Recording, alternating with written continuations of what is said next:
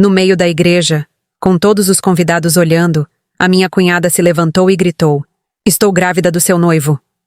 O silêncio foi sufocante. Algumas pessoas taparam a boca de espanto, outras simplesmente não acreditaram no que ouviram. Eu só fiquei parada, olhei para ela e fingi estar em choque como todo mundo. Mas a verdade é outra.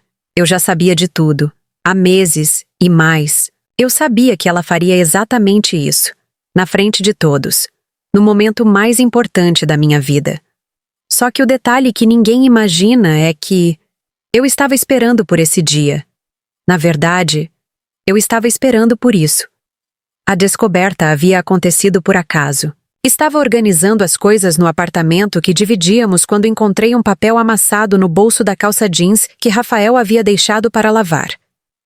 Era um resultado de ultrassom, datado de 6 semanas atrás, com o nome de Letícia, claramente impresso no cabeçalho. Meu coração disparou quando vi a assinatura dele no canto, como futuro papai. Naquele momento, 3 semanas atrás, eu poderia ter explodido. Poderia ter gritado, chorado, quebrado coisas. Mas algo dentro de mim se fechou como uma concha. Em vez de confrontá-lo imediatamente, decidi investigar. Precisava entender a extensão da traição antes de agir. Comecei a observar mais atentamente. Notei como Rafael sempre encontrava desculpas para visitar a casa do seu irmão Miguel, marido de Letícia. Como ele sempre se oferecia para levar Letícia ao médico quando Miguel estava trabalhando. Como eles trocavam olhares carregados durante os almoços de domingo em família, pensando que ninguém estava prestando atenção. Foi doloroso descobrir que a traição vinha acontecendo há meses. Letícia e Miguel estavam passando por uma crise no casamento. Ele havia perdido o emprego e estava bebendo demais, chegando em casa cada vez mais tarde e mais agressivo. Rafael, o cunhado compreensivo, havia se oferecido para consolá-la. Uma coisa levou a outra, e agora ali estava ela, grávida de 2 meses, anunciando para toda a congregação que o pai da criança era meu noivo.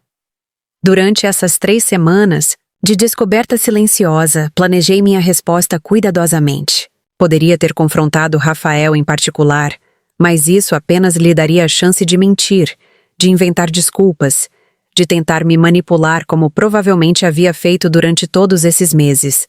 Também considerei confrontar Letícia, mas percebi que ela estava tão perdida quanto eu, apenas de uma forma diferente. Então, quando Letícia fez seu anúncio bombástico na igreja, eu estava preparada. Enquanto os murmúrios de choque se espalhavam pelos bancos ao nosso redor, enquanto Rafael balbuciava tentativas patéticas de negação, eu me levantei calmamente. "Letícia", disse eu, minha voz cortando através do caos. Obrigada por finalmente ter coragem de falar a verdade. Todos me olharam confusos.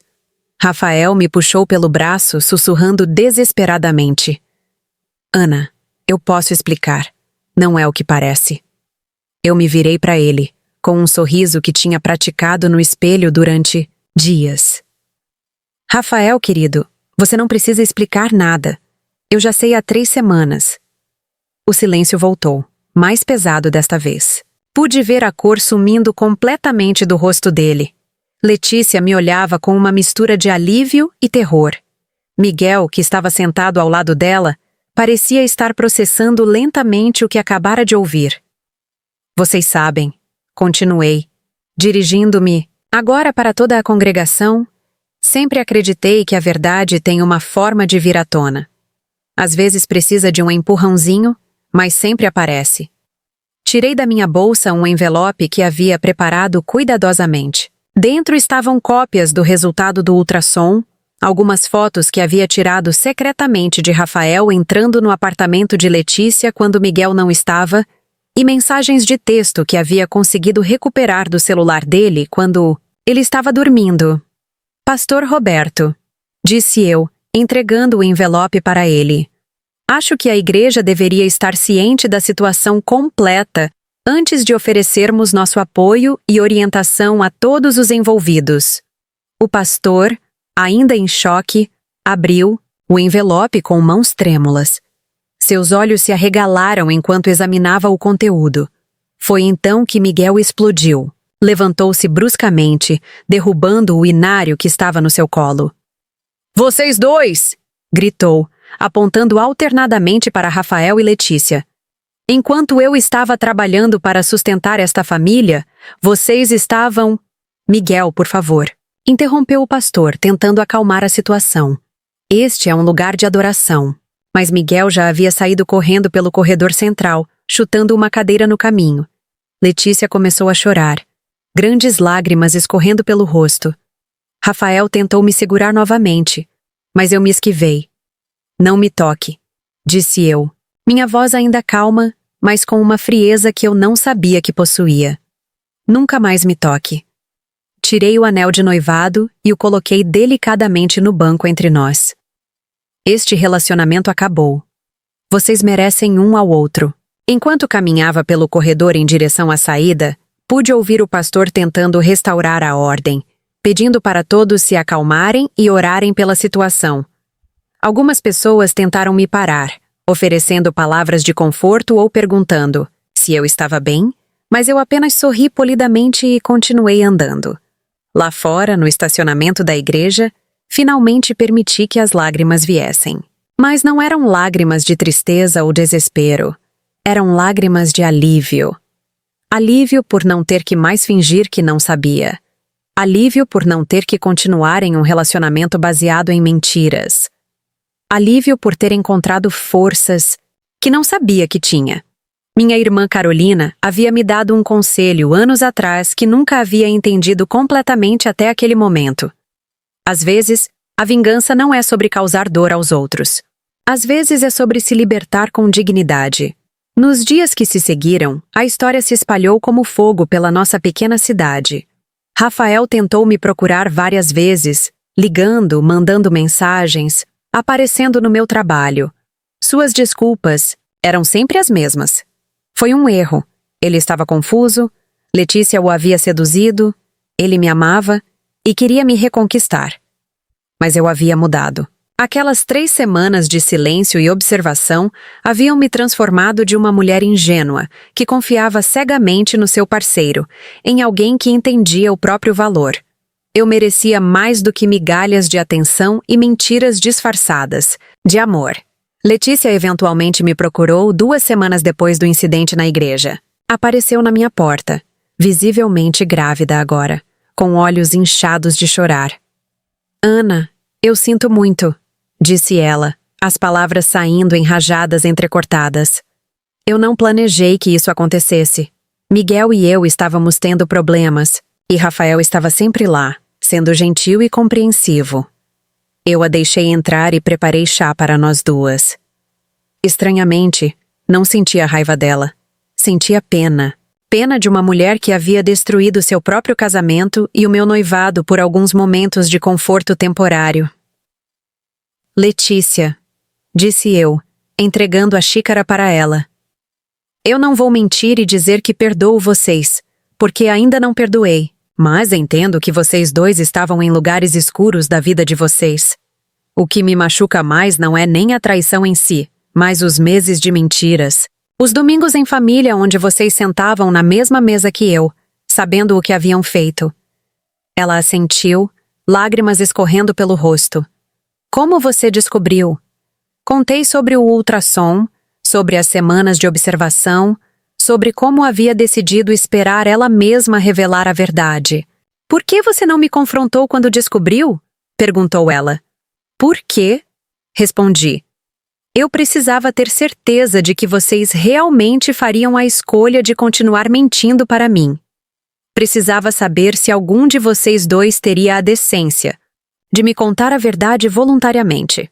Miguel eventualmente se divorciou de Letícia, mas não antes de uma batalha legal feia sobre a custódia dos 2 filhos que já tinham juntos. Rafael perdeu o emprego.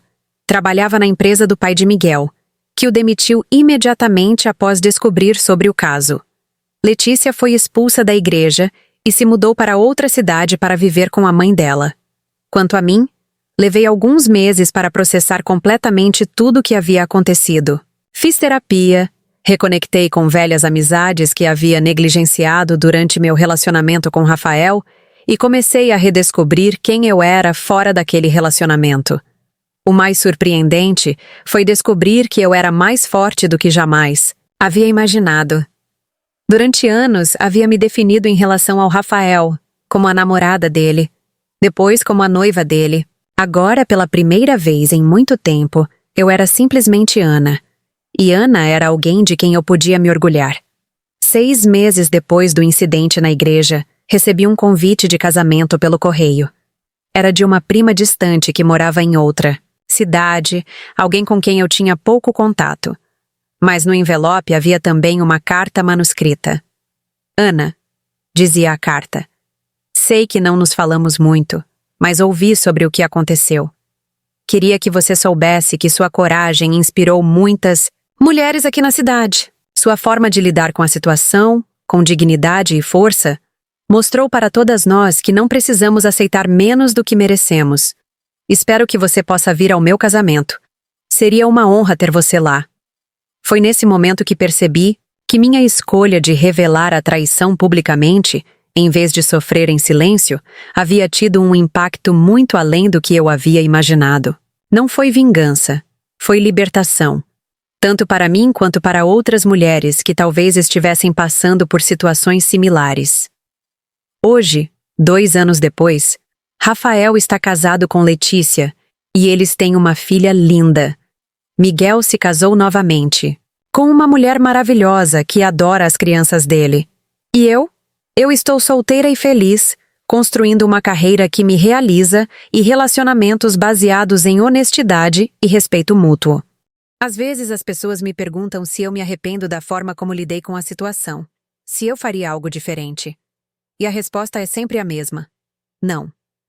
Aqueles 3 dias de silêncio, observação e planejamento me deram algo que nenhum confronto emocional imediato poderia ter me dado: controle sobre minha própria narrativa. Eu escolhi como a verdade seria revelada. Eu escolhi quando e onde. E mais importante, eu escolhi sair daquela situação com minha dignidade intacta e minha cabeça erguida. A igreja ainda fala sobre aquele domingo.